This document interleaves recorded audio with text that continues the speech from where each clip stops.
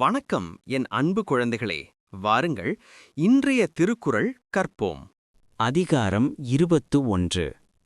தீவினை எச்சம். குறள் 201. தீவினையார் அஞ்சார் விழுமியார் அஞ்சுவர். தீவினை என்னும் செருக்கு. விளக்கம். தீவினை என்று சொல்லப்படுகின்ற அகந்தைக்கு தீவினை செய்வதில் பழக்கமுடையவர் அஞ்சமாட்டார். நற்குணமுடைய உயர்ந்தோர் அதற்கு அஞ்சுவர். குறள் 202. தீயவை தீய பயத்தலால் தீயவை தீயினும் அஞ்சப்படும். விளக்கம். தீய செயல்கள் தம்மை செய்தவனுக்கு துன்பம் தருதலால் அவை தீயை விட அதிகமாக அஞ்சத்தக்கவையாகும். குறள் 203.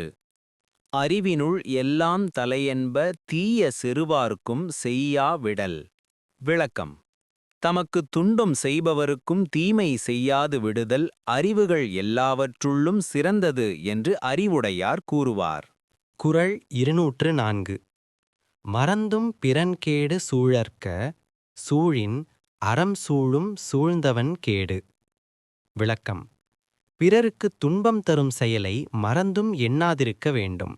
எண்ணினால் எண்ணியவனுக்கு அறக்கடவுள் கேடு எண்ணும். குறள் 205. இளன் என்று தீயவை செய்யற்கச் செய்யின் இளனாகும் மற்றும் பெயர்த்து. விளக்கம். தாம் வறுமையுடையவன் என்று நினைத்து அதை போக்கிக் கொள்ள பிறர்க்கு தீய செயலை செய்யாதிருக்க வேண்டும். அவ்வாறு தீய செயலை செய்வானானால் பொருள் உடையவனாகாது முன்னிலும் வறியவனாவான். குறள் 206. தீப்பால தான் பிறர்கண் செய்யற்க நோய்பால தன்னை அடல் வேண்டா தான். விளக்கம். துன்பத்தை கொடுக்கும் பாவங்கள் தன்னை வருத்தாதிருக்க விரும்புகின்றவன் பிறர்க்கு தீய செயல்களை செய்யாதிருத்தல் வேண்டும். குறள் 207. எனைப்பகை உற்றாரும் உய்வர் வினைப்பகை வீயாது பின் சென்று ஆடும். விளக்கம். எவ்வளவு பெரிய பகையை பெற்றவரும் அப்பகையிலிருந்து தப்புவர். ஆனால் தீயவை செய்வதால் வரும் தீவினையாகிய பகை ஒருவனை விடாது தொடர்ந்து கொள்ளும். குறள் 208.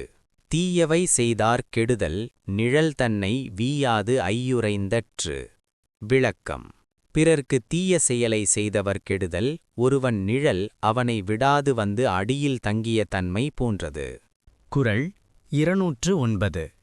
தன்னைத்தான் காதலனாயின் எனைத்தொன்றும் துன்னற்க தீவினைப்பால். விளக்கம். ஒருவன் தன்னுடைய நலனை விரும்புவானானால் எவ்வளவு சிறிய தீய செயலையும் பிறர்க்கு செய்யாதிருத்தல் வேண்டும். குறள் 210. அரும்கேடன் என்பது அறிக மருங்கோடி தீவினை செய்யான் எனின். விளக்கம். ஒருவன் தீய வழியில் சென்று தீய செயல்களை செய்யவில்லையென்றால் அவன் ஒருபோதும் கேடு அடையான். அடுத்த வீடியோவில் இன்னும் திருக்குறள் கற்றுக்கொள்வோம். நன்றி. மீண்டும் வருக.